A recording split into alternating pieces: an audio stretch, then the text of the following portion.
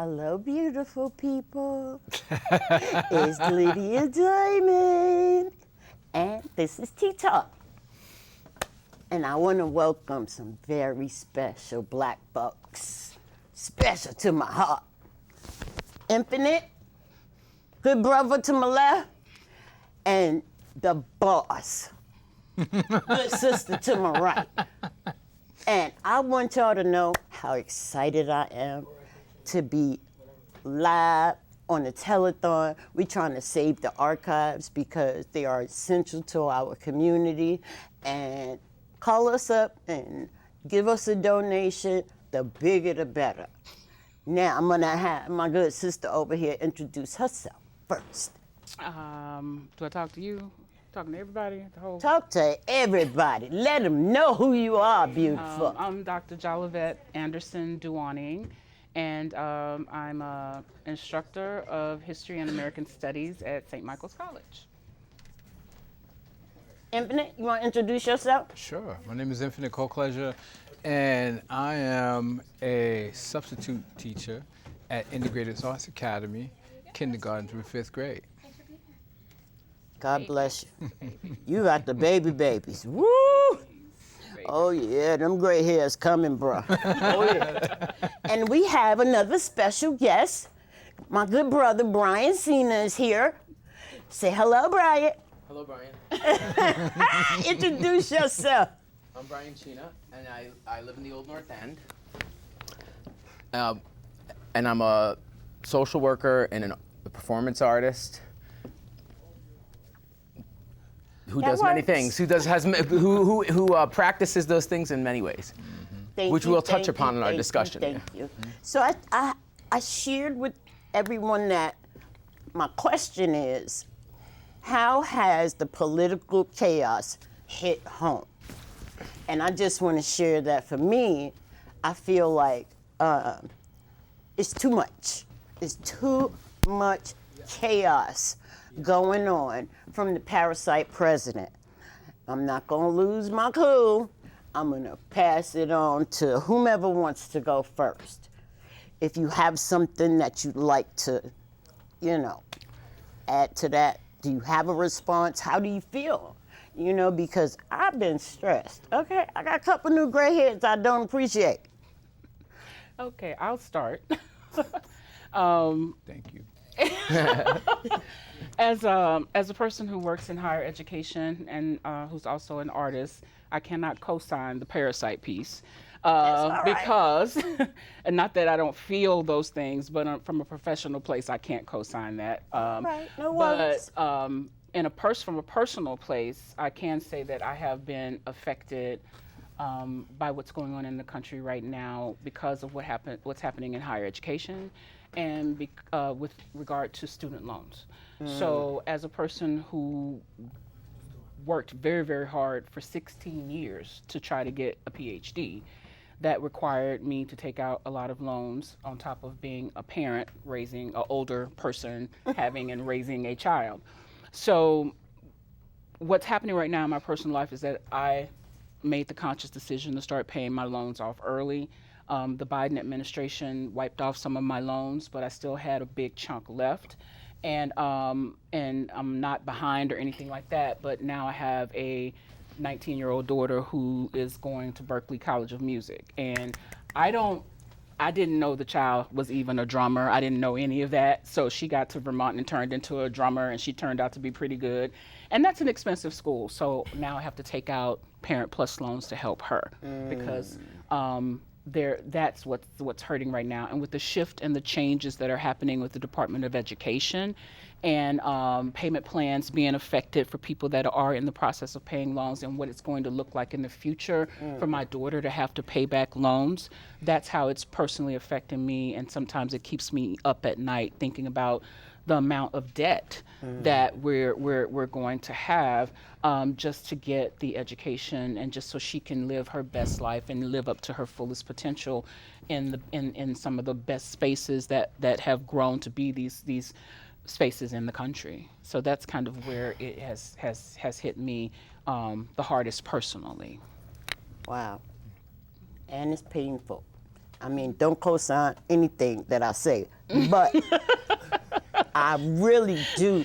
Like, your daughter is phenomenal. Yeah. She's a phenomenal artist. I've seen her play the drums. Listen, I want to help, and we're going to talk some more.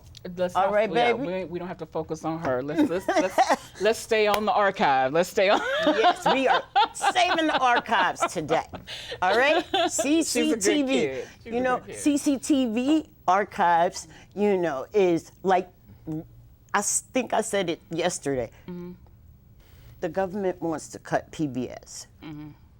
PBS has been a part of my life for generations.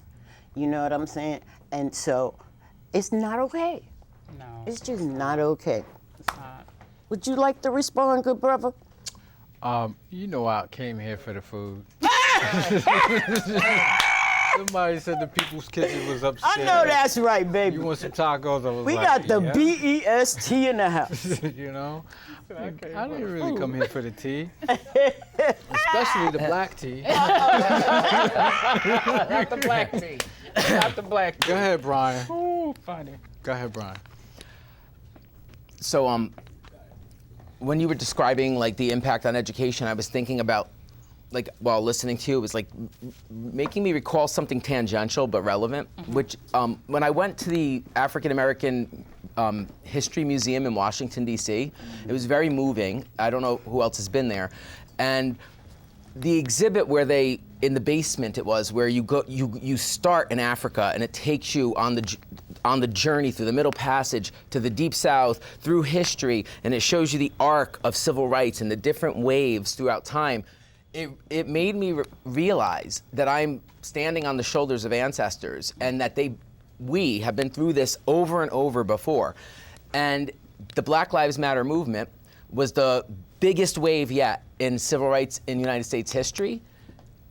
It warned us, however, in that exhibit, that every time there was progress, there was a backlash. And that is what we are seeing. That we had this massive step forward in breaking, in challenging the racism, like deeply rooted in the foundation of this country. And there are people who are uncomfortable by that because when people have any privilege and they see others get it, sometimes it feels to them like a loss. And so I'm not rationalizing it or justifying it, but I'm trying to understand why people would have a problem with everyone having freedom and rights. And I think it's because they fear they're going to lose something. And what this president has done is he is playing off of that. It reminds me of Bacon's Rebellion, where indentured whites and enslaved Africans united in a rebellion, and at which point the indentured whites were that's when whiteness in this country was really institutionalized, given a little bit more rights than the enslaved Africans. So then they turned on them. You know, they divided that group of people who were oppressed when they realized when they come together that they could turn the system on its head. So similarly, the people who run this country, the wealthiest people, are taking advantage of the backlash to grab as much as they can, as quickly as they can. And so, the president, this isn't just about racism, it's economics. He and those big tech bros who stand behind him now, they are using this moment of divisiveness, scapegoating black people, scapegoating immigrants, scapegoating queer people, to divide people so that they can seize more wealth. And I think that's what we are seeing play out. And I think, if I can interject, there's a trajectory in what you just said, right? A historical trajectory. I'm putting on my historian hat here. Right now. That historical trajectory, I like to position it as looking at what it is to be a slaveocracy and what it is to be a democracy. So at the end of the Civil War, right, in 1865, the country had to wrestle with what it was going to do with black people, how it was going to treat black people who were formerly enslaved, these emancipated people. And what they were transitioning into was a democracy, right? Because if it was a democracy we were transitioning into at that time in history, then we have to ask the question, what was it before? And it was a slaveocracy. And a slaveocracy is simply the people who, the wealthy, who can afford to own slaves, because not every white person could. The wealthy, and some black folks did as well, Native Americans did as well. Everybody could not afford that, but those wealthy plantation owners, those landowners were the ones that were also in charge, not just of economics, but politics, of social order, of all of those things, and they made the rules. And so when you come in and say, no, now these people are free, the question becomes, okay, they're free, but they're not going to have the same rights as me. So now that was the 13th Amendment that said we're free. So, well, if we don't want them to have the same rights, now we got to do another amendment that says these people are citizens, right? Well, okay, they're citizens, but they can't have the franchise, right? They can't vote. So now we got to do the 15th Amendment, right? So can you imagine the conversations that had to have been going on in between the 13th, 14th, and 15th Amendment? Because once you take an inch forward, you're going to go a foot back. Is exactly what you just described. It's like what the writer Carol Anderson talks about in her book White Rage, right? Nothing makes people angrier than when black people have some level of progress or semblance of progress or the threat of progress, and there's this backlash, and we have to ask why. Who are these people that are so offended and upset when certain groups of people that look like me have progress in the country or have access to what the country says it is about for its citizens? Yeah. I guess I'll respond with, more of a boots on the ground experience that I'm having in a neighborhood, in the community, in the Burlington community, which is more of a solidarity experience that I'm having. And so I'll just have to say that there are some folks, who have been showing up differently in ways that, and it reminds me of what it was like when I first moved to Vermont in 1991 after Rodney King got beat up out in LA. I didn't have a TV at the time. And I went outside, and I remember white folks being extra nice to me in the street, and I had no idea what was going on. And then I found out what happened to, Rodney King, and I think people were like feeling that and trying to extend, a different type of humanity towards me. And I feel like, I have been experiencing that a little bit more in where I am in my neighborhood. I can't speak for anybody else. And then of course, you have some folks who are not doing that well, and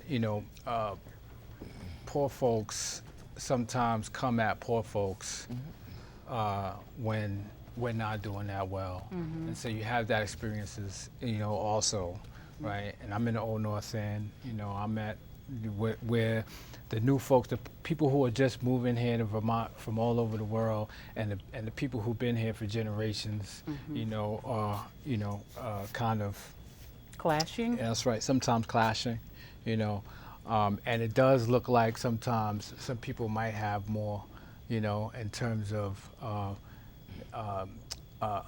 what they call the benefits. Entitlements, right? It's not everyone should be entitled to, certain benefits, that kind of mentality. So that's going on there too.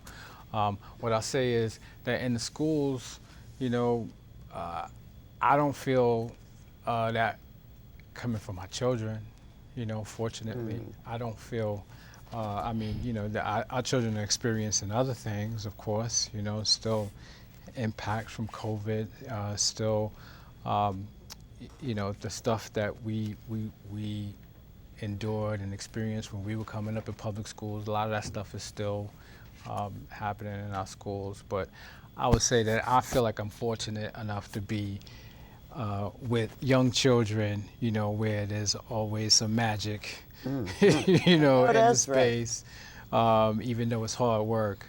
I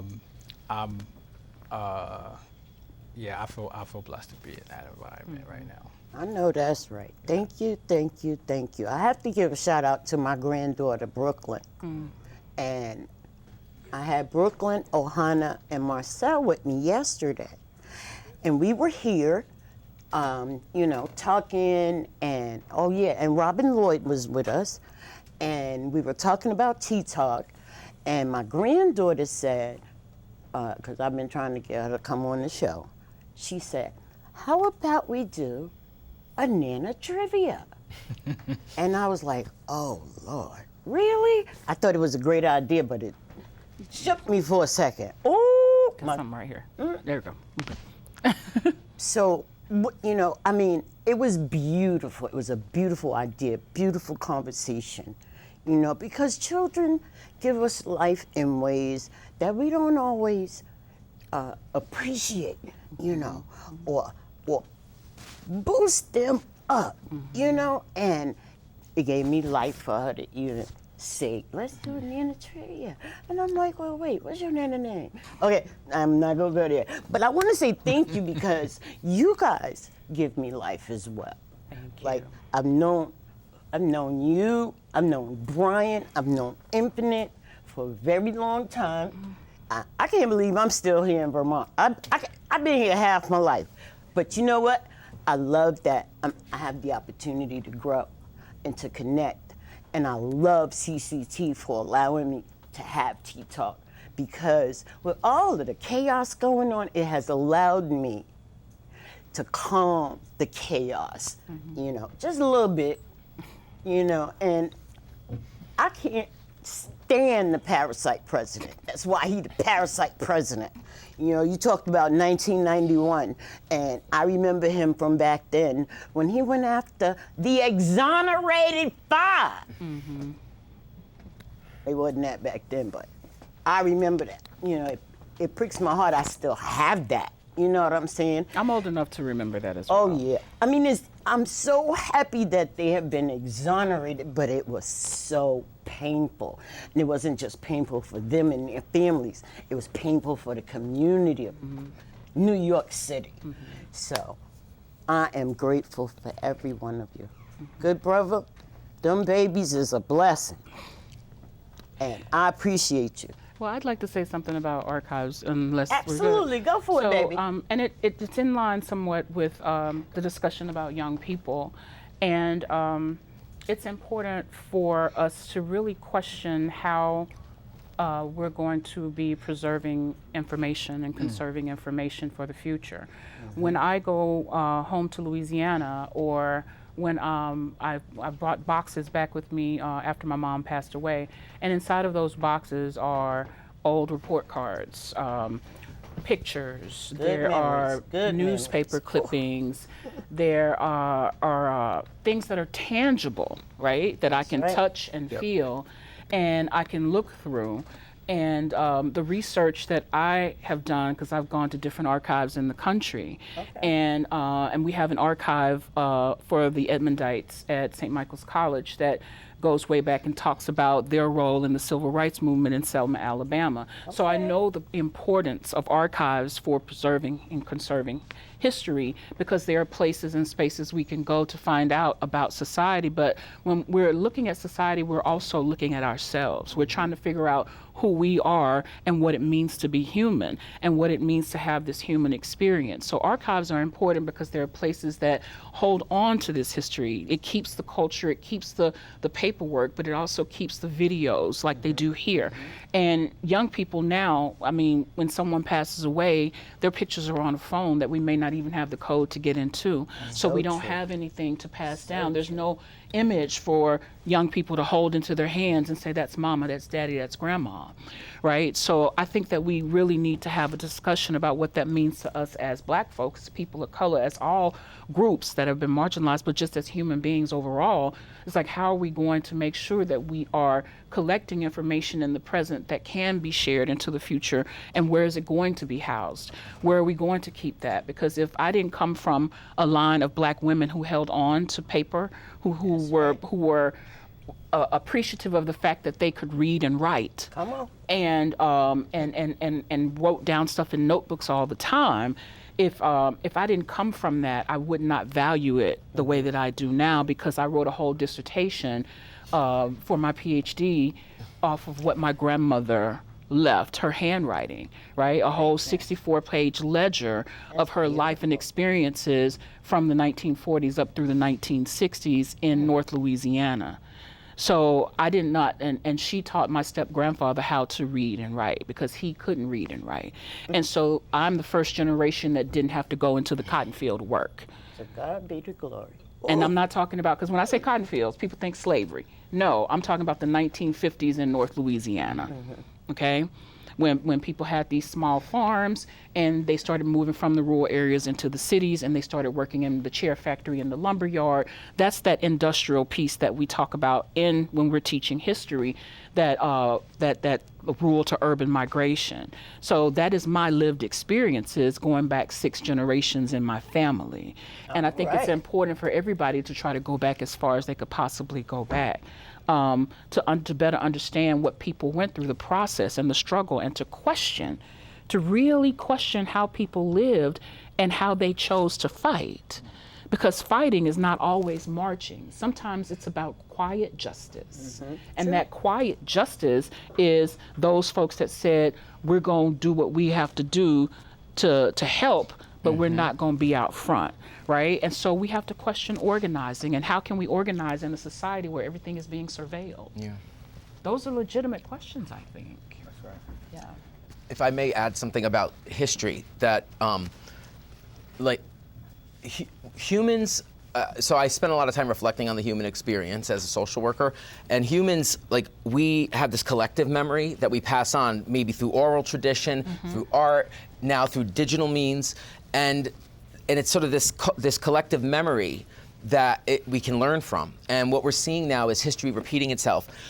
The state economist has warned that President Trump is bringing us to the brink of another Great Depression that cannot be stopped at this point. So people should be ready for that. We should be looking at what the ancestors did to weather the storms and preparing for a Great Depression. The National Guard, in an unclassified briefing, has told us that we're preparing for World War III. And if you look at history, every time there's been a global crisis in the 20th century, there was a sort of a reawakening of something in humanity. World War I changed the way people thought on Earth. World War II changed the way people thought on Earth.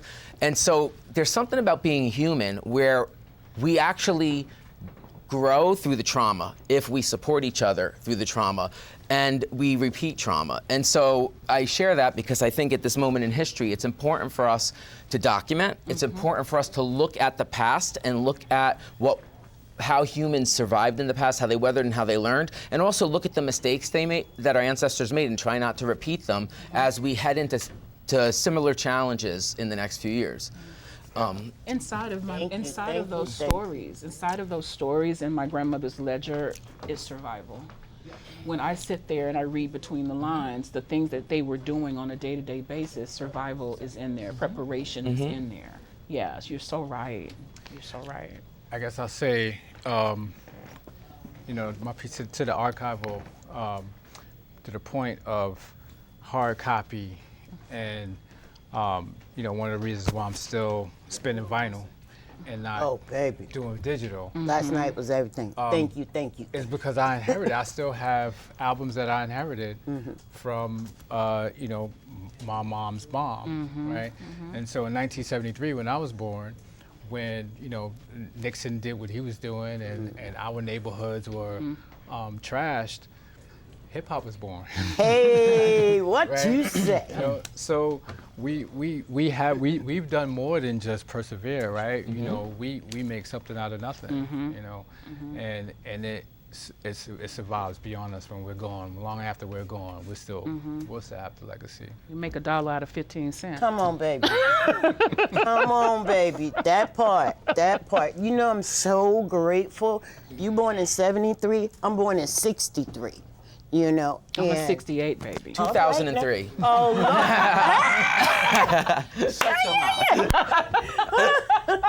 I ain't mad at you, Brian. But my grandbaby's older than you. It's so not for real. This is fantastic. I can't tell y'all how thankful I am. And hopefully, somebody done called in and donated $500 or $1,000 because we are here to help save the CCTV archives. Let's go. So, thank you, every one of you. And let me tell you, next month is hip hop's 52nd or 53rd birthday. So if I call you, Second. 50 okay, seconds. okay. So if I call you, you'll know why. All right, because I want to celebrate hip hop. Listen, no shade to Motown and rock and roll, because we created it all anyway. Anyway, That's but true. hip hop has a special place in my heart. And so I'm never giving that up. So next month, we're going to celebrate hip hop because it's hip hop's birthday.